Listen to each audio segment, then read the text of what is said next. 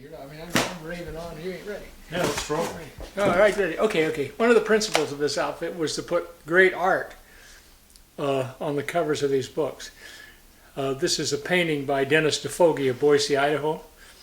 It's won a lot of prizes, and he just had another one-woman show with his wife, Jenny Bennett DeFoge, in Boise. This painting probably has a title. If I go to the inside of here, I can probably do it. Probably find it. Well, maybe not.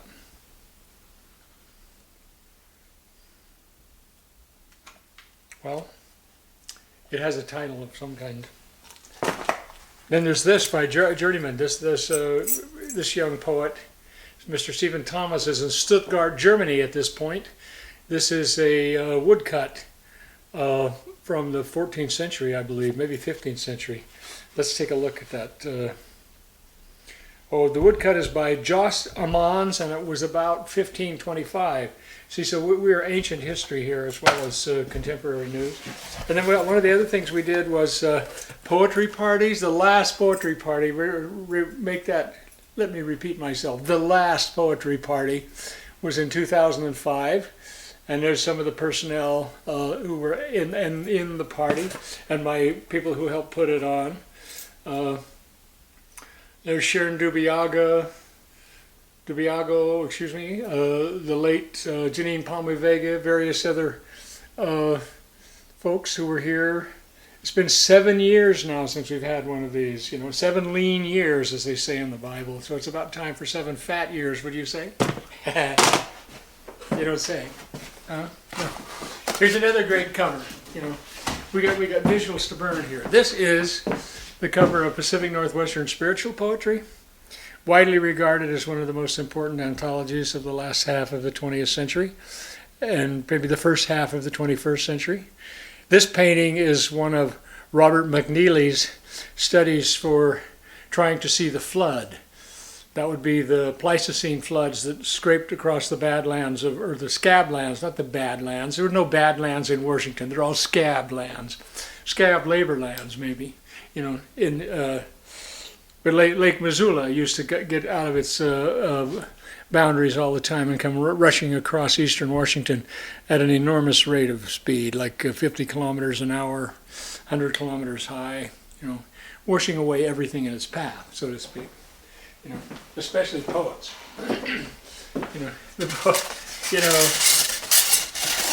We did a shot one time of the poem. Well, hey, while we're on the subject of McNeely, there's another one of those great covers. This is also from Attempting to See the Flood. This is a book called Lost River Mountain. Yes. Paintings everywhere, great paintings. Now you see over here the failure of a distribution scheme big time. This is a magazine. These are copies of a magazine called The Temple. You may have seen visuals of the upper story of the Temple building. There's one right there, which is where this book was published, or where this magazine was published, and we now have progressive meetups in that building, and there's a vegan cafe and a patisserie and a bunch of other more ordinary businesses taking place in that building. We did 21 issues of this, one every 90 days for 5.5 years, and they're still available in case anybody reading YouTube wants to have some of them. All you got to do is call, and get some bucks over here, for instance. I mean, like to pay the postage. I would sell it before I got so. Here's a cute visual too. Yeah, I can see this. The coyote, and also McNeely. This book is replete with coyotes, as is most of the West. The coyotes. There are 4 kinds of life that are going to survive this thing: the coyotes, the cockroaches, the wharf rats, and the Tea Party. Not really. They're going down first. Anyway, and then here's this famous book called How the South Finally Won the Civil War. Y'all want to pick some tall cotton? Y'all want to piss off half the people in Oklahoma? who weren't even in the Confederacy, but by God, they're to the right of them, the ones that ain't Indians. And everybody in Oklahoma is an Indian, including Elizabeth Warren. You know, you never know where the Indians stop and start. I'll open one of these up and show you another nice cover. Hey, I got some of these still to burn too. You know, the Southerners were kind of unhappy that I outed them for having won the Civil War. They think they lost the Civil War. They don't know the half of it. Lindsey Graham, Senator DeMint, John Cornyn, Saxby Chambliss. Doesn't that name just ring to your Confederate rafters? I mean, that's as hot as John Calhoun. No, Saxby Chambliss.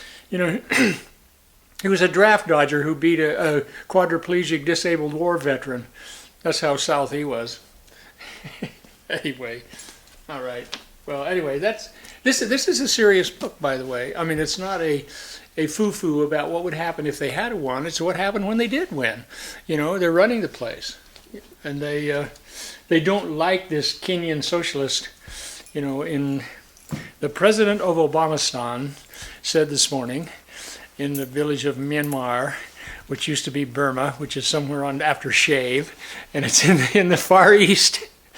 The president said, the Kenyan socialist said, that things are going pretty well over there.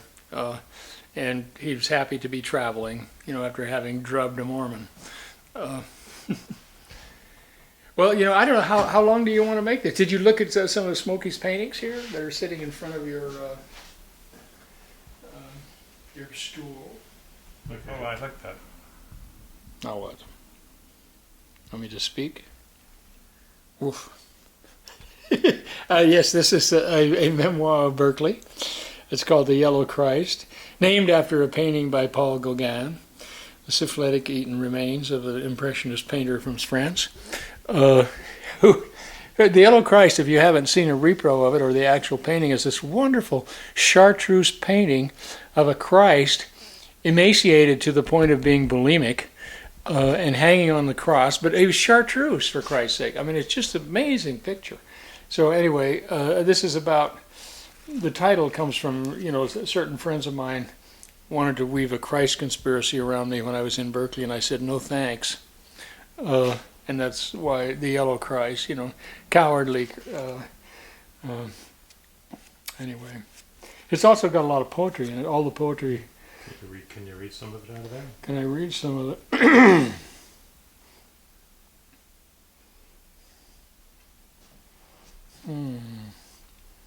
Well, I don't know. I mean, this has the F word in it. Can I read the F word on YouTube? Does that still go? Okay. This is called A Little Birdie Told Me.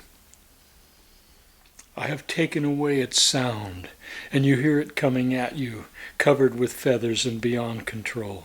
I could have loved you when you put your hand in my crotch, drunk in church and high on your own kind of trip. Yours is one of the fastest minds and softest mouths I hear. I wish I were an Oscar Mayer wiener. Meat demands it continue. My woman would have killed you if I'd have had one, dancing alone through Market Street where no birds sing, but all night construct the shock of the heart. Icarus didn't die. That's a Greek mistake. It's impossible to get too close to the sun. He's eating his tail, only 4 million miles away. Can you hear? He digs it. I saw every fucking star in the sky tonight. Icarus is coming. Run for your life. Icarus is coming. Run for your life. There were some really beautiful visuals on the web the other day of solar flares on the sun. Huge, looping orange didos coming out of the hydrogen mess on the sun. That was really, really interesting. I mean, I'm a big believer in astronomy. You know, I mean, here we are in a country where 46% of the people think the Earth is less than 10,000 years old.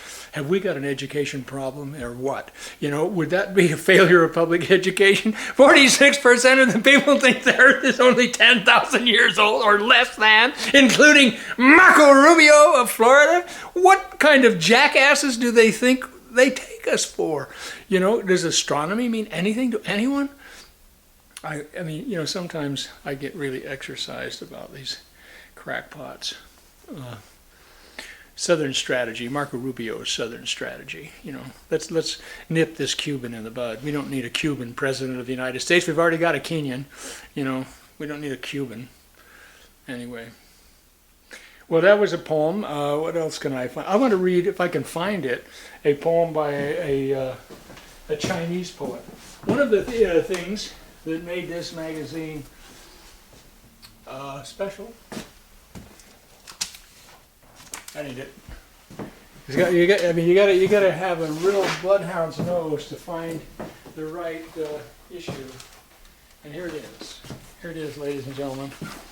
And if you know anything about Chinese poetry, you know that they tend to drink, like Du Fu and Li Po. And I mean, what else is there to do in China? You know, I mean, besides write poetry and drink. Well, I mean, I don't know. But here's the part of a wonderful poem by Yan Li, who's and this magazine, by the way, we had original Chinese poetry with translation and original Spanish poetry with translation, first publication of in one magazine. It's the only one in the history of the universe, capital U. Manoa doesn't do that. Second line of the other translation magazines don't do that. Chinese, Spanish in each issue. This is called, back to the drunken Chinese poem, The Warm Flush of Poetry. In my body, there are keggfuls of Chinese beer, sloshing. Words like pretty goldfish stir up ripples of affection. For the moment, I can't bear to cast a poet's net. And so, I knock back a few on the bank before the fishing starts. By the time the doctor uses an x-ray to tell me the goldfish in my body have paired off into romantic lines, it's all I can do to lift my eyelids and imagine the doctor's mask is tomorrow's net because I am drunk on the operating table. I love that. I just love that. And I love Yan Li's a great painter as well as a great poet. Mem Lang, Shui Di, who else? There's a famous guy and many famous Chinese poets appeared in this magazine. That's a poem I could read if I could find the book. Let's see. There must be one around here. It's the one in which I'll get the whole poem. That's it's worth digging out. But it will require some digging, I think. It's going to be right here. Hey!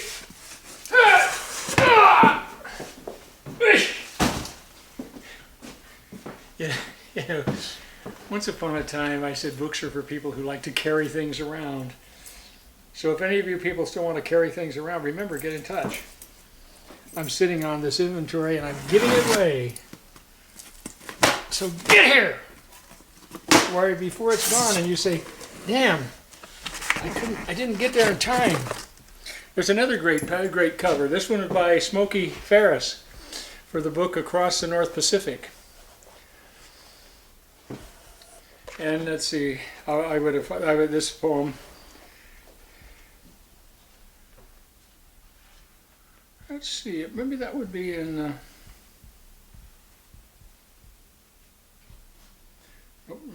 Wrong. Pardon me, if I'm sentimental when the day goes by. I'm a fool, but I love you, dear, until the day I die. Now and then there's a fool such as I.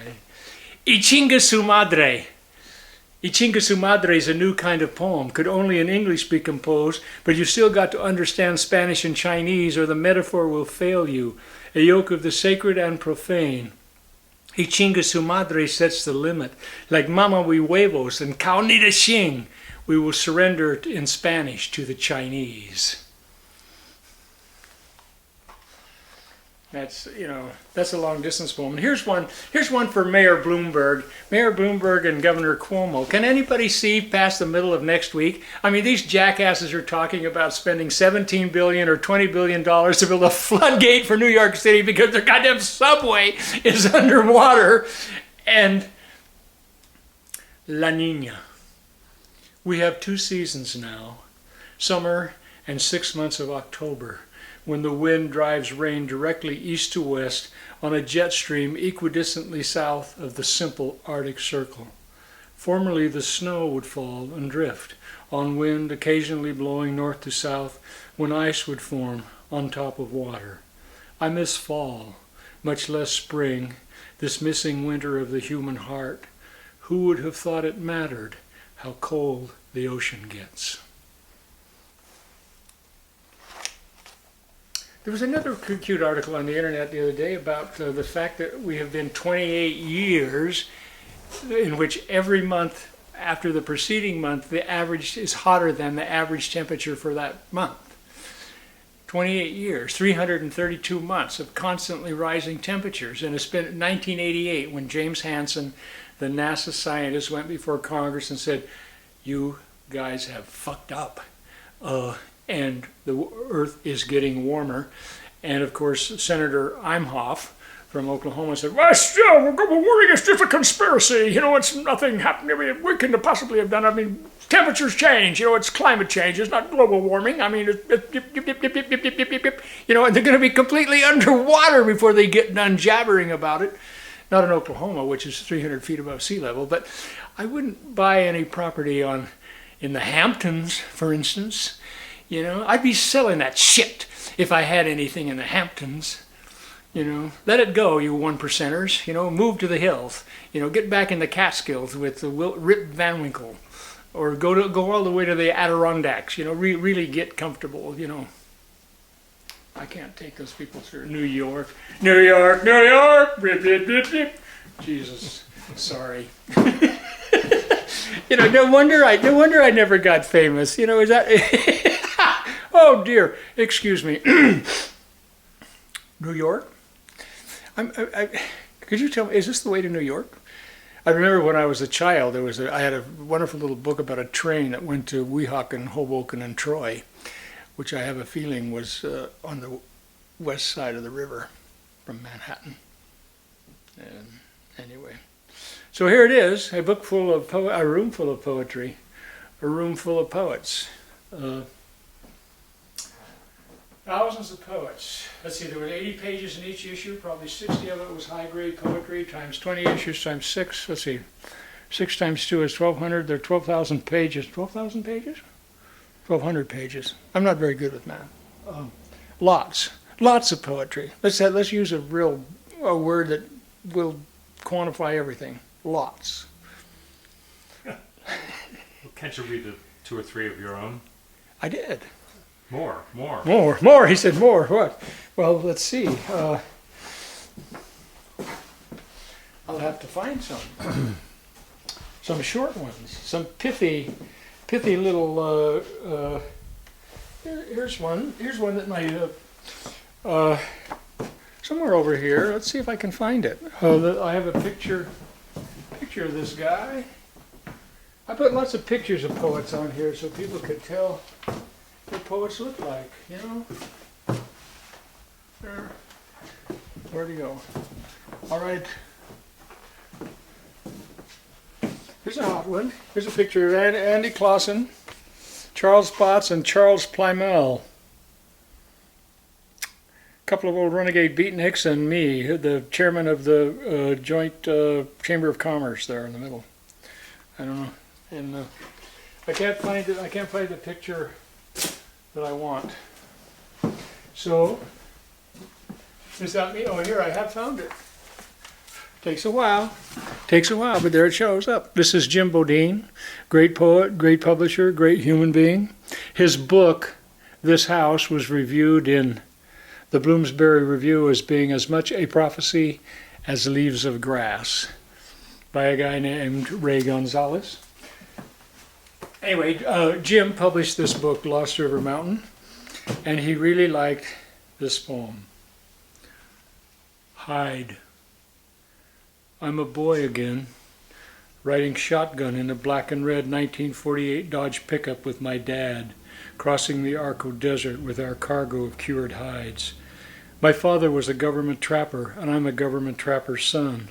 Halfway to the Hyde House on Yellowstone Avenue in Idaho Falls, we plow through an Atomic Energy Commission plot.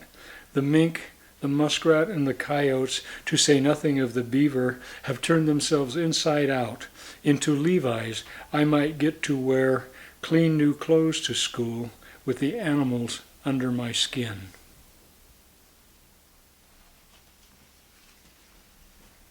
PETA is looking out for me. Or looking out for where I used to be. That's the first poem in the book, and here's the last poem in the book. If you've got time, you got enough film for this? Shall I break the camera? I mean, for one last time. Georgia, Georgia, a song of you comes sweet and clear like moonlight through the pines. Raspberry Redux. Now that the women I learned the most about raspberries, hard work, and love from, my mother and Dorothy Ivy, are both dead, I pull the rapidly growing morning glory from the bases of my transplanted canes after all the other work is done, and the late afternoon spring sun warms the earth and my back, slightly bent, as gloved hands grip the handle of a hoe with a thin, intentional blade. You're peering into that machine in a mysterious manner.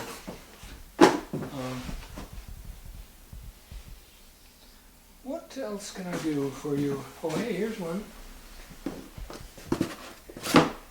In case I ever need to go incognito, this will be one of the nitos that I go in. It's me passing through phases of life, you know.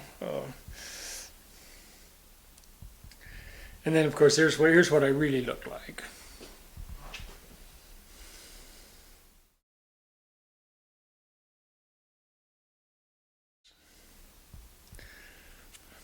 Lengthy. So, here's yeah. I just remembered. I told you the other day that I got a gig reading poems in Spokane, but I think what I need here is to read. I put this book together. I mean, I actually had a hand in the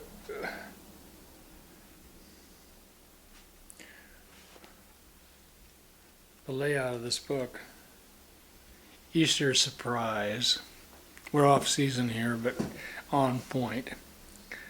Easter surprise. Downwind of Christian capitalism. Vile, loathsome smells of Boise Cascades paper mill blow in on the wind from Wallula to foul up the thin and beautiful pagan fog of morning. People began worshiping the sun. Theology has gone downhill ever since. There are billions of people, Christians, Buddhists, Muslims, Hindus, Republicans, who believe libraries full of fantasies for which there's not a shred of reproducible evidence. They meet in difficult to appreciate rooms full of noisy fools for whom one life on earth is not enough.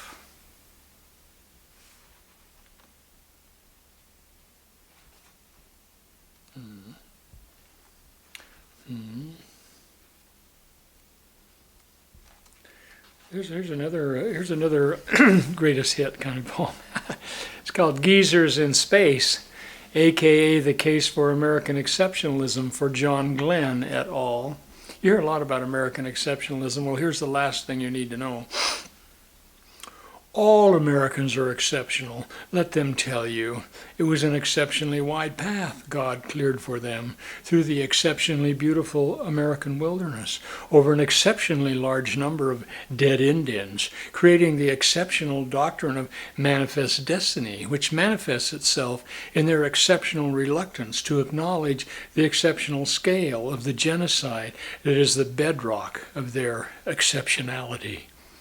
The exceptionally rigid American Constitution has governed the United States for an exceptional length of time, disguising the plutocratic use of power as democracy exceptionally well.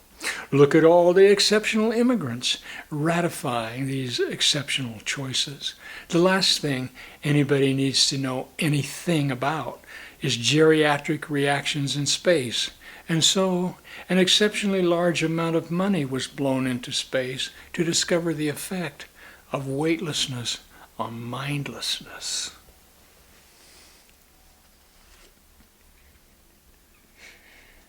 I made the camera guy laugh. Listen, this is, you have to, oh, there it is. Gee, these should have been, I don't know how these got so screwed up in terms of why they're where they are, but here, this is the last of these poems from the Portable Pots. If you really want to take somebody along for a ride, you can get the Portable Nietzsche, or you can get the Portable Pots.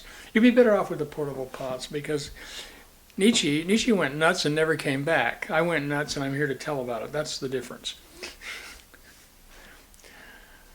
Mamalosen and Patriarspect.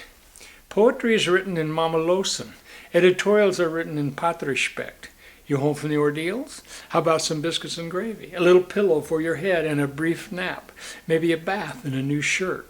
This shirt will have some lace at the collar, a bit too frilly for the army perhaps, but your mother is taking over here, and if she's dressing you up like a girl, it's only because she's trying to make you appealing to a girl, the girl next door, to be exact. It won't take many of these home-cooked meals to have you longing for combat again. Life around the house is simply too challenging. Putting the lid of the toilet seat down, taking the clothes out of the dryer, knowing which clothes go into the dryer in the first place. Pounce upon a time when war was the cure for this nonsense. Now this nonsense is the war, and everybody's homeless.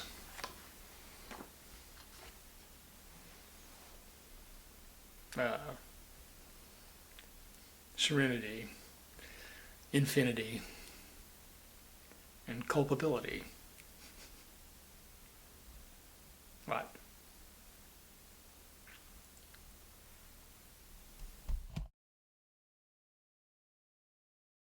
Well, I wrote a song. This is the chorus. I read some really facetious thing. Oh, it was this crazy book from the 1920s, but it said the verse wasn't much, but the chorus was art. He drank whiskey straight from the bottle. He served in World War II. He kept his foot firmly on the throttle. It was God got him down to O'Doul's.